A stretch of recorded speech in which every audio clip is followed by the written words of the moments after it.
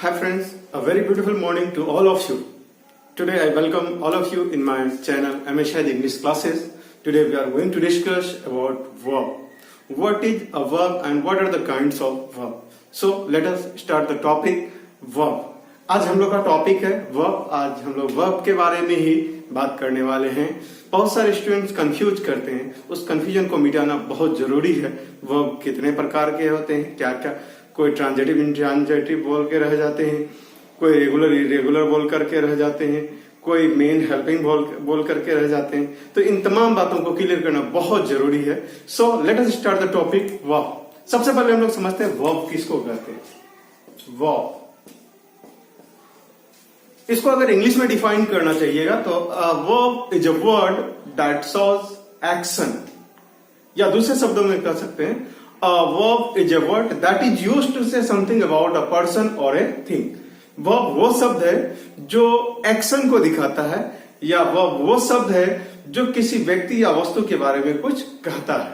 और आसान से भाषाओं में इसको अगर समझना चाहेंगे तो कहते हैं कि वो शब्द जिससे कुछ कहा जाए या किया जाए, या जो शब्द किसी काम के करने या होने के बारे में बात करता, उसे हम लोग वर्ब कहते हैं.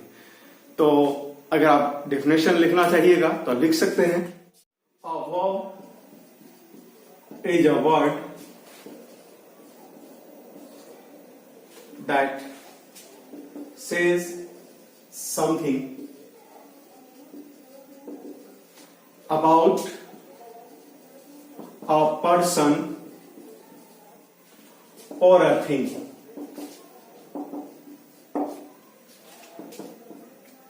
या कह सकते हैं टू डू एनीथिंग और to be anything is called a verb. या the word which shows an action is called a verb. Hindi में अगर लिखना चाहें तो किसी काम के करने या होने को वर्ब कहा जाता है. किसी काम के करने या होने को वर्ब कहा जाता है.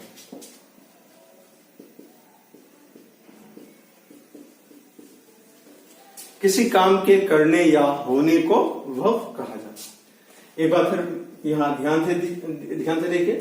अ verb is a word that says something about a person और अ थिंग. वर्ब वो शब्द है जो किसी व्यक्ति या किसी वस्तु के बारे में कुछ कहता है या कुछ बताता है. To do anything or to be anything is called a verb. किसी काम के करने या होने को verb कहा जाता है. या the word which shows an action is called a verb. वो वर्ड जो एक्शन शो करता है. और एक्शन तो आप लोग जानते ही हैं, हम लोग जब से जन्म लेते हैं तब से कुछ ना कुछ एक्शन दिए जा रहे हैं. इवेंट के लास्ट मोमेंट तक भी हम लोग एक्शन दे के जाएंगे. और हिंदी में verb को पकड़ना बेहद आसान है. याद रखिएगा, हिंदी में पहचान होता है ना. उठना, बैठना, हंसना, रोना, खाना, पीना, सोना, जितना भी ना वाला वर्ड आपके लाइफ में गुजरता है, ये तमाम एक्शंस है, तमाम वर्ब्स है. ठीक है. आइए हम इसके कैटेगरी के बारे में बात करते हैं कि वर्ब को कितने कैटेगरी में बांटा गया है. आइए देखते हैं हम लोग kinds of verb. Kinds of verb.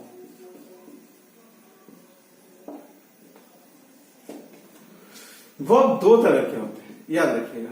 एक होता है मेन वर्ब. इसी मेन वर्ब को हम लोग ऑर्डिनरी वर्ब भी कहते हैं, या इसी को हम लोग लेक्सिकल वर्ब भी कहते हैं. और दूसरा होता है ऑक्सिलरी वर्ब. ऑक्सिलरी वर्ब, इसको हेल्पिंग वर्ब के नाम से भी जानते हैं. हेल्पिंग वर्ब दो तरह के होते हैं, मेन वर्ब और ऑक्सिलरी वर्ब। मेन वर्ब को हम लोग ऑर्डिनरी वर्ब के नाम से भी जानते हैं, लेक्सिकल वर्ब के नाम से भी जानते हैं, लेकिन ऑक्सिलरी को और कई नाम से जानते हैं। ऑक्सिलरी को हम लोग हेल्पिंग वर्ब भी कहते हैं, 24 फ्रेंड्स ऑफ नॉट भी कहते हैं, इसी को टेंस मेकर भी कहा जाता है, वॉइस मेकर भी कहा जाता है, और जितना भी ग्रामर में इसका नाम चलता है, लिंकिंग वर्ब, टोटल ऑक्सिलरी पर ही चलता है। तो आइए देखते हैं मेन वर्ब को कितने भागों में बांटा गया है। अगर गौर से देखा जाए तो मेन वर्ब को दो भागों में बांटा गया है। एक है आपको ट्रांजिटिव वर्ब और दूसरा है इंट्रांजिटिव वर्ब।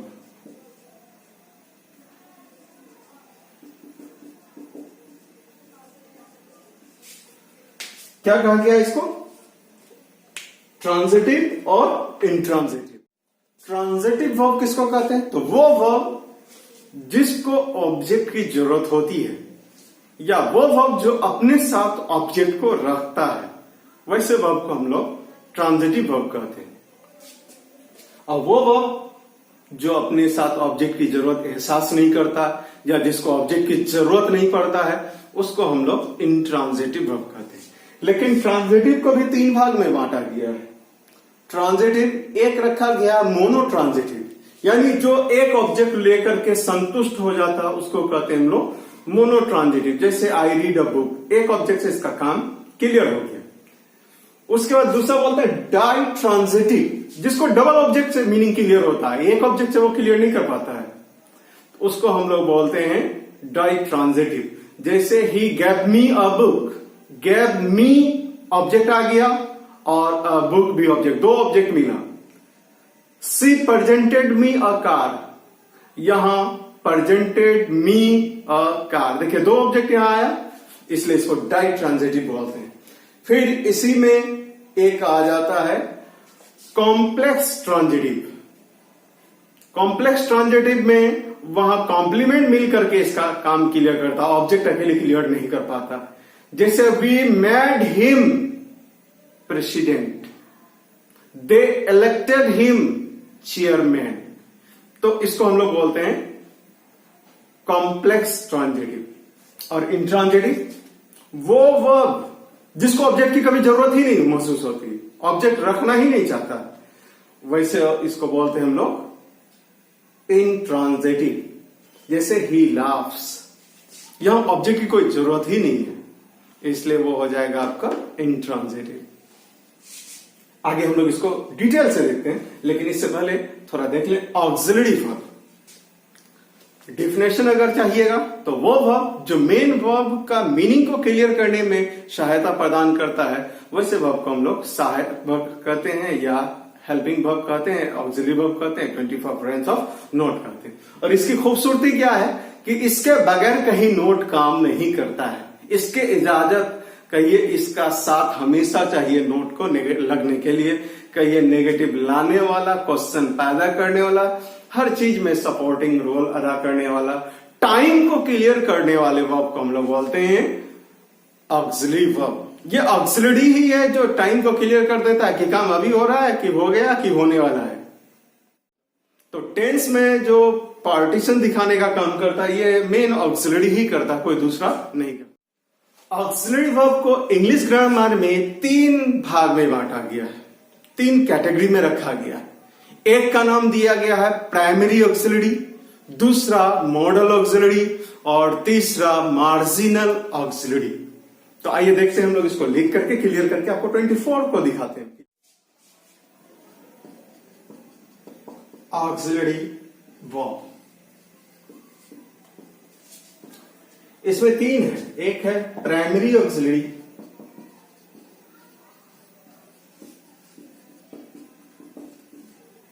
दूसरा है मॉडल ऑक्सिलरी,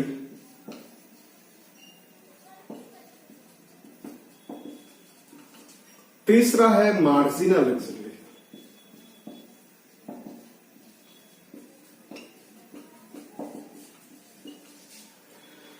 प्राइमरी ऑक्सिलरी में आपका आ जाता है verb to be, to have और टू डू। इसको अगर क्लियरली लिखेगा तो प्राइमरी ऑक्सिलरी में आने वाले वर्ब्स होते हैं is, am, are, was, were, has, have, had, do, does, did। ये टोटल 11 है। प्राइमरी ऑक्सिलरी परिवार में कितने हैं? 11 है। इनको 3 भाग में रखा गया है, verb to be, verb to have और verb to do.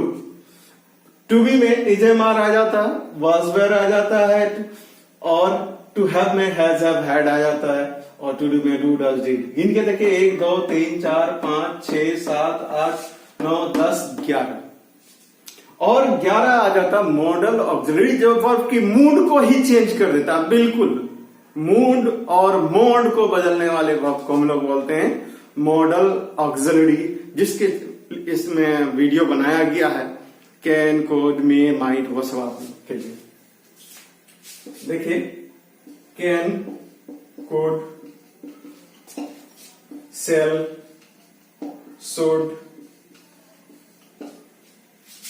Will, would, may, might, must, ought to, used to। गिन के देखिए ये 11 पहुंचेगा। 1 2 3 4 5 6 7 8 9 10 11, बिल्कुल 11। और मार्जिनल में रखा गया है नीड और डेयर में, नीड और डेयर को। प्राइमरी ऑक्सिलरी सेंटेंस में अगर मेन वर्ब नहीं रहे तो वो सेंटेंस को खींच के ले जा सकता है। उसमें खास करके टू बी और टू हैव, टू डू नहीं। टू बी और टू हैव ऐसा वर्ब है जो सेंटेंस में अगर कोई वर्ब नहीं रहे तो खड़ा हो सकता है। लेकिन मॉडल ऑक्सिलरी इसके साथ ये कंडीशन है कि ये सेंटेंस का कभी मेन हीरो नहीं बन सकता है, मेन वर्ब नहीं बन सकता। यह कभी भी आएगा मेन वर्ब के साथ आएगा, और नहीं हो तो फिर वो इन लोगों को हीरो बना करके उतारेगा अपने इस खड़ा रहने के लिए मैदान में, लेकिन अपने फ्रंट लाइन पे वो नहीं आएगा। इसके साथ खासियत है कि इसके साथ V2 का इस्तेमाल नहीं होगा, होगा तो V1 होगा, नहीं तो हैव के साथ V3 का इस्तेमाल होगा। ठीक है, इसमें ING भी नहीं लगाना है आप लोगों को, इसमें S या ES भी नहीं लगाना, और इसके बाद टू नहीं लगता है सिवाय 2 वर्ब के, ought to और used to।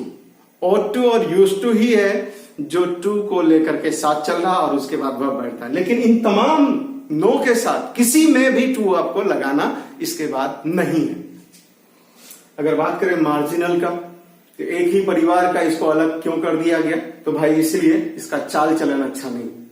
चाल चलन अच्छा इसलिए नहीं है कि अगर इसको मेन वर्ब मिल गया तो ये साइड वर्ब का रोल अदा कर लेता है, यानी कि हेल्पिंग वर्ब का रोल अदा कर लेता है। ठीक है, मेन वर्ब मिल गया तो, अगर नहीं मिला तो फिर ये मेन हीरो बन जाता है। इसलिए ये भी निकाल दिया अपने पार्टी से, ये भी इसको अपने पार्टी से निकाल दिया। लास्ट में ये बनाया तीसरा पार्टी मार्जिनल। मार्जिन तो आप लोग जानते हैं किनारे पे छोड़ा हुआ, इसको किनारे लगा दिया गया है कि तुम अपने जात पे नहीं रहते हो। ऑक्सिलरी का जो जात है कि वो हेल्पिंग के रूप में आए, वो हेल्पिंग के रूप में नहीं। तुम्हारे साथ वही होता है जैसे कि तुमको वर्ब मिल गया तो तुम उसके पीछे चल दिया, नहीं मिला तो अकेले लेके भाग गया, इसलिए इसको रखा गया मार्जिनल। अब आइए आगे हम लोग थोड़ा सा बात करते हैं ऑर्डिनरी वर्ब को लेकर के। ऑक्सिलरी क्लियर हो गया, ये याद रखिएगा। ऑक्सिलरी वर्ब 3 प्रकार के हैं, auxiliary, primary auxiliary, modal auxiliary and marginal auxiliary. These are the kinds of helping verb and they are used in different ways to express different meanings. Main verb, अभी इससे पहले हम लोग बात कर चुके थे, इसको कितने में रखा है, ट्रांजिटिव वर्ब और दूसरा इंट्रांजिटिव।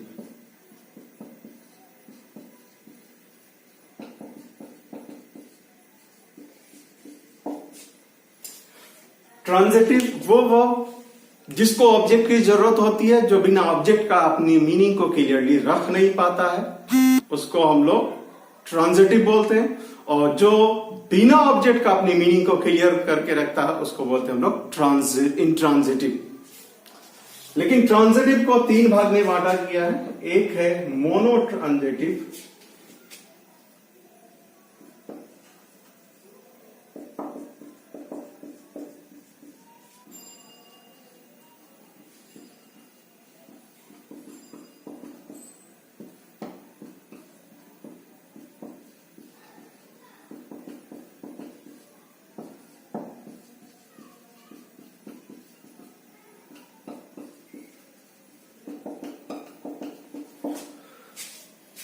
Transitive verb.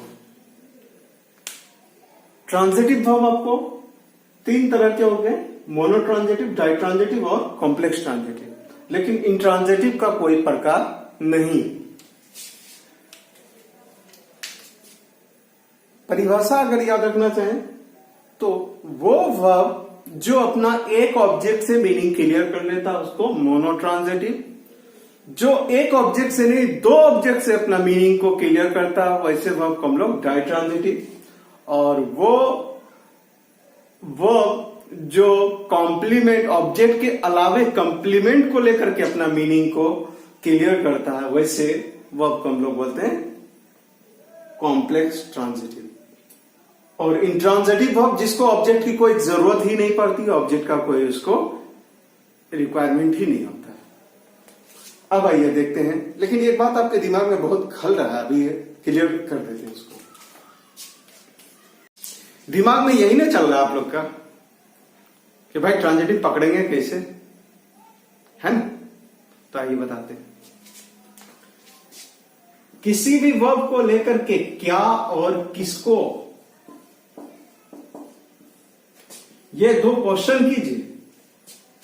अगर दोनों में से दोनों का वो जवाब देता तो वो ट्रांजिटिव है। दोनों में से एक का भी जवाब देता है वो ट्रांजिटिव है। और दोनों में से किसी का जवाब नहीं देता है तो सीना एकदम ठोक के बोल सकते हैं वो वर्ब इंट्रांजिटिव है। देखिए, ट्रांजिटिव इंट्रांजिटिव समझाने के लिए मैंने आपके सामने कुछ हिंदी में सेंटेंसेस रखा है। मैं चाय पीता हूं, इसका वर्ब को मिला करके क्वेश्चन पूछे क्या और किसको। बोलिए तो क्या पीता हूं, आंसर आएगा चाय। इसका मतलब वो पीना वर्ब है और वो ट्रांजिटिव वर्ब है।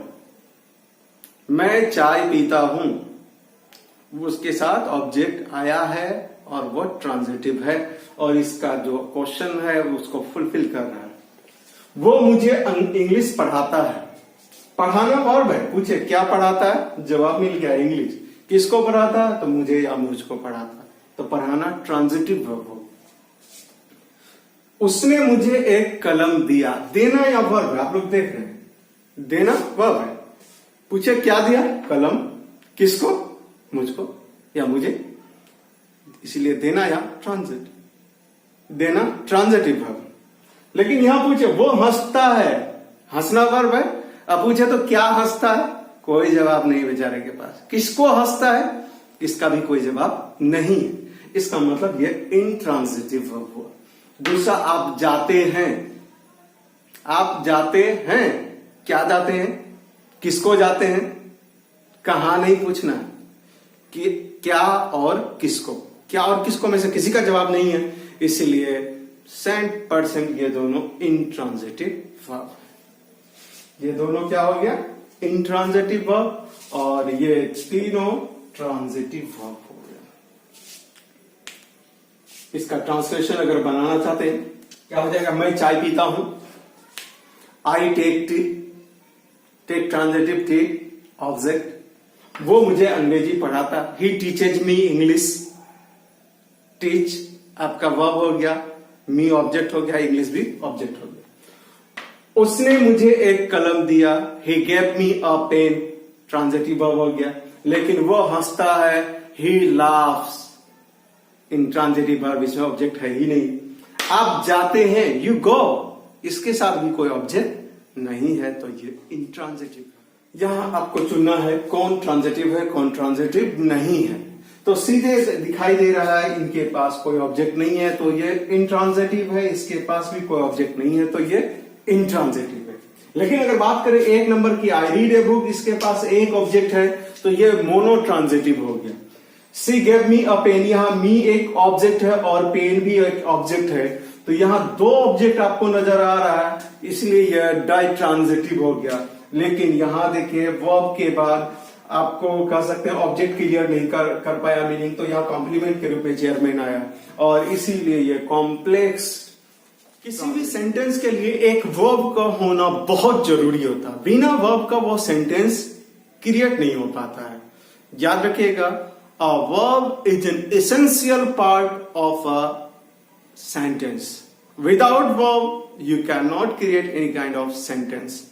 Just like without vowel and semi-vowel, you cannot make any or create any words.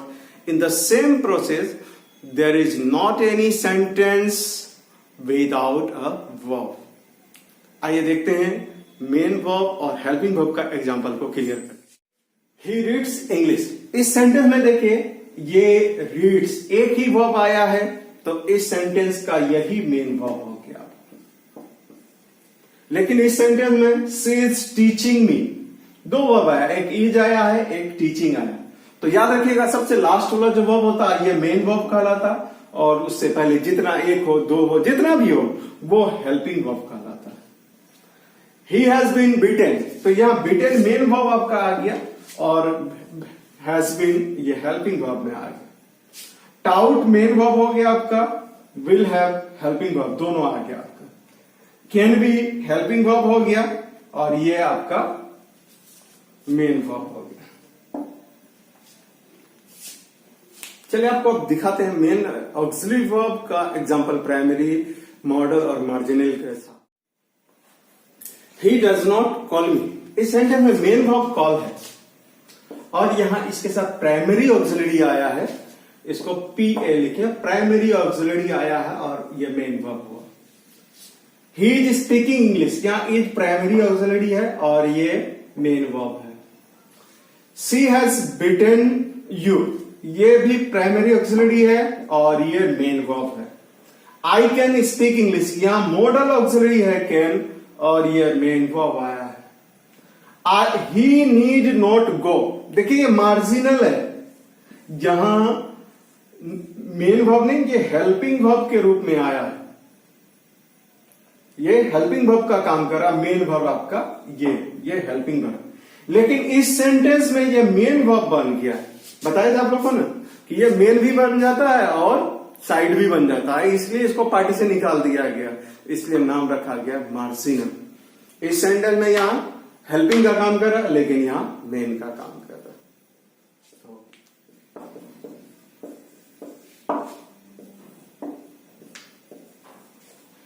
I want to go, अब इसमें वर्ब के बारे में चर्चा कीजिए कि कौन कौन वर्ब आया है और ये किसका प्रकार है।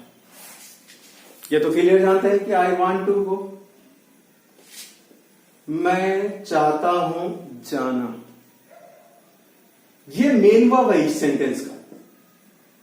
लेकिन ये जो आया है आपको, ये मेन वर्ब नहीं है, इसको हम लोग बोलते हैं फाइनाइट वर्ब, और इसको बोलते हैं non finite verb. Non finite verb यानी कह सकते हैं इस्तेमाल की दृष्टिकोण से वर्ब को दो रूप में बांटा गया है, एक फाइनाइट और दूसरा नॉन फाइनाइट। एक ही सेंटेंस में अगर दो वर्ब आ रहा है तो दोनों एट ए टाइम वो एक साथ काम नहीं करेगा, एक को फाइनाइट रूप लेके जाना होगा और दूसरे को नॉन फाइनाइट रूप लेकर के जाना होगा। तो हम लोग कह सकते हैं kinds of verb according to form and usage. रूप और इस्तेमाल के आधार पर वर्ब दो तरह के होते हैं, एक होते हैं फाइनाइट वर्ब और दूसरा होते हैं नॉन फाइनाइट वर्ब।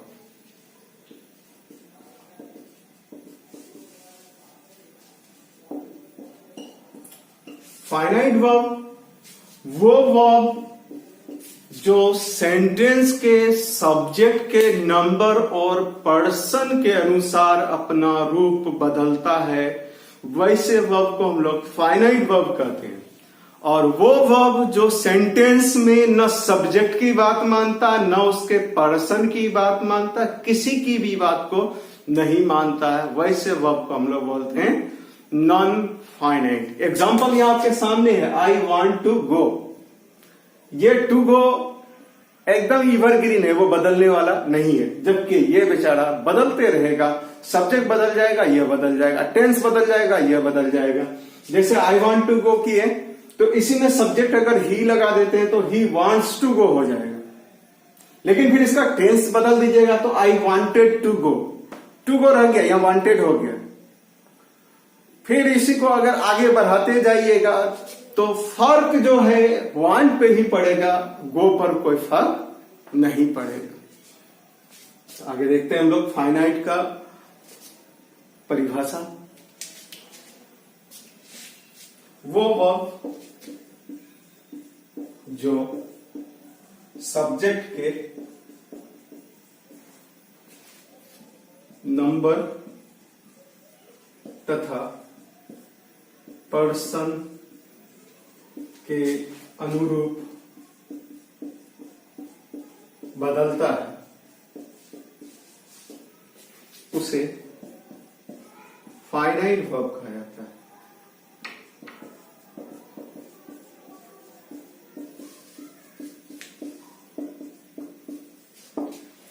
वो वर्ब जो सब्जेक्ट तथा सब्जेक्ट के नंबर तथा पर्सन से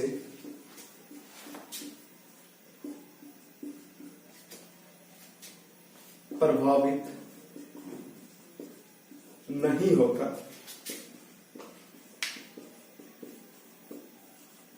उसे नॉन फाइनाइट वर्ब कहा जाता है।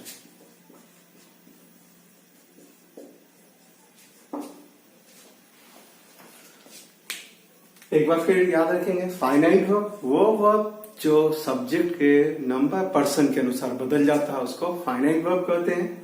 और वो वर्ब जो सब्जेक्ट के नंबर तथा पर्सन के अनुसार नहीं बदलता, उसको नॉन फाइनाइट वर्ब कहते हैं। यहां कुछ एग्जांपल थे। ही इज ऑनेस्ट, इस सेंटेंस में देखिए एक ही वर्ब है और ये वर्ब ही से रेगुलेट हो रहा है। अगर सब्जेक्ट बदल देंगे तो ये बदल जाएगा, इसका टेंस बदल देंगे या बदल जाएगा।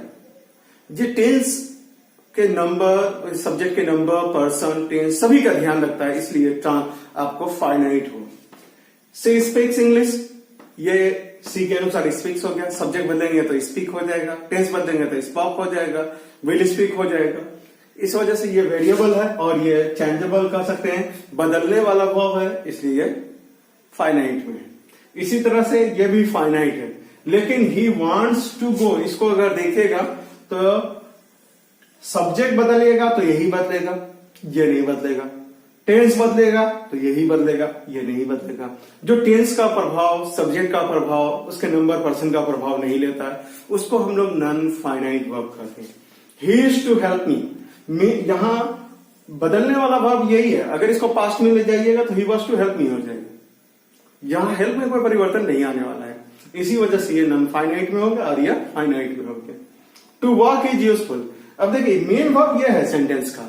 यहां देखिए ये टू वॉक लेकर के बैठा है। एक वर्ब का जो असली काम होता है, मेन वर्ब का एक्शन को कैरी करना, यहाँ एक्शन को कैरी नहीं करा बल्कि एक्शन को सब्जेक्ट बना करके खड़ा किया है, इसलिए ये आपका मेन वर्ब नहीं हुआ। मेन वर्ब इस सेंटेंस का ये हुआ और ये नॉन फाइनाइट वर्ब हुआ। टू वॉक नॉन फाइनाइट हुआ। आई लाइक सिंगिंग, यहां लाइक फाइनाइट है लेकिन सिंगिंग नॉन फाइनाइट है। सब्जेक्ट बदलेगा, ये नहीं बदलेगा, ये बदल जाएगा। टेंस बदलिएगा, ये बदलेगा, ये नहीं बदलेगा। इस तरह से देखिए। अब भाई नॉन फाइनाइट का तो कोई प्रकार नहीं होता, फाइनाइट एक ही प्रकार का होता है, लेकिन नॉन फाइनाइट आपको 3 प्रकार में बटा हुआ है। फाइनाइट।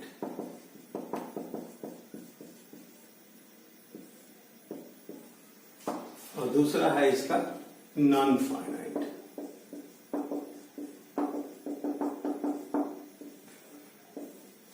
ये तीन भाग में बटा हुआ, एक इन्फिनिटिव, दूसरा जीरंड और तीसरा पार्टिसिपल।